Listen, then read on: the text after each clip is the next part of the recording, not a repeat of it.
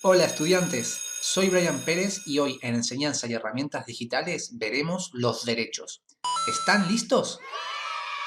Se trata de un tema recurrente en educación ciudadana. Son esenciales para el funcionamiento de los estados, fundamentales para el progreso y dignidad de los seres humanos y es una palabra que invocamos a menudo cuando buscamos la defensa de algún interés o necesidad.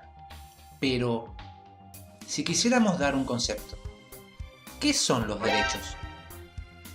Son facultades o prerrogativas reconocidas por las leyes a las personas y a los grupos sociales. Consisten en la posibilidad de hacer o no hacer algo determinado, es decir, que nos confieren la libertad de realizar un sinfín de acciones siempre y cuando éstas no estén prohibidas. Además, nos protegen frente a acciones que no queramos realizar. Por ejemplo, en la antigüedad los padres arreglaban los matrimonios de sus hijos. Durante mucho tiempo, las mujeres no podían escoger a sus esposos.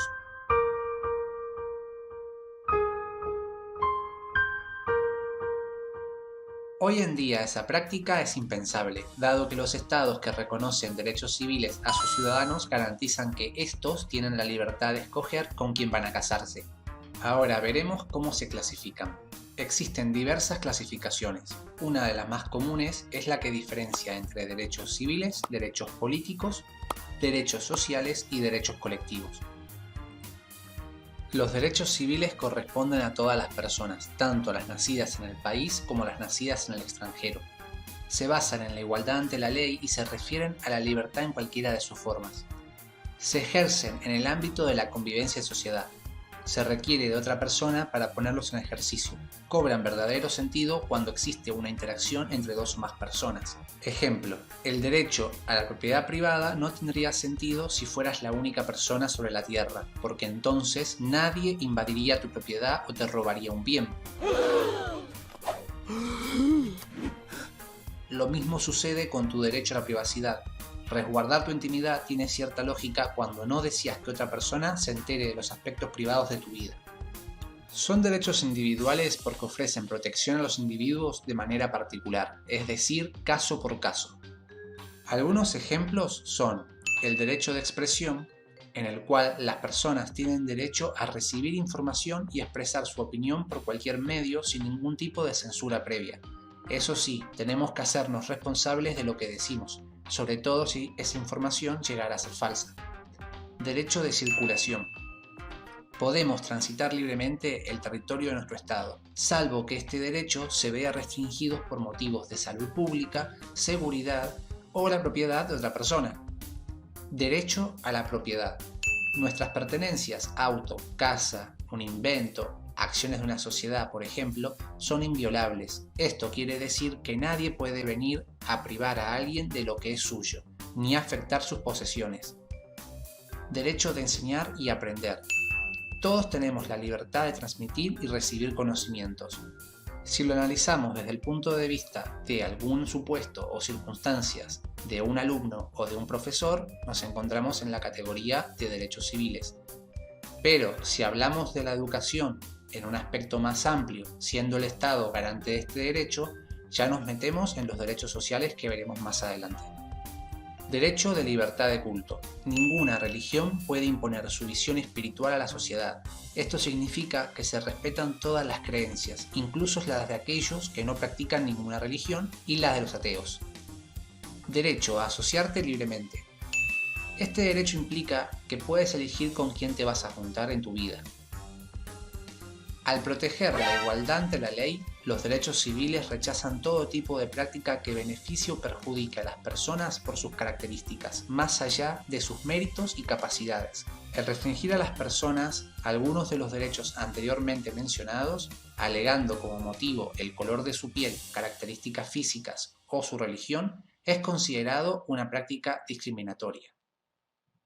Ahora bien, los derechos políticos, por su parte, permiten la participación de los ciudadanos en el gobierno de la comunidad de la que forman parte.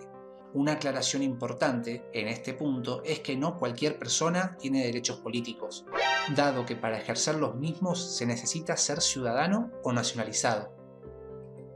La ciudadanía es entonces el vínculo jurídico de una persona con un Estado del cual nacen derechos y obligaciones entre ellos.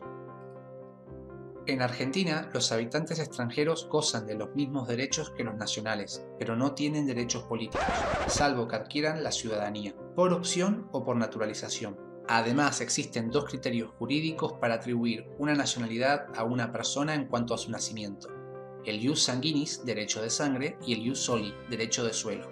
Pero este tema excede el propósito de este video. Si te interesa, déjanos tu comentario y lo tendremos en cuenta para otro.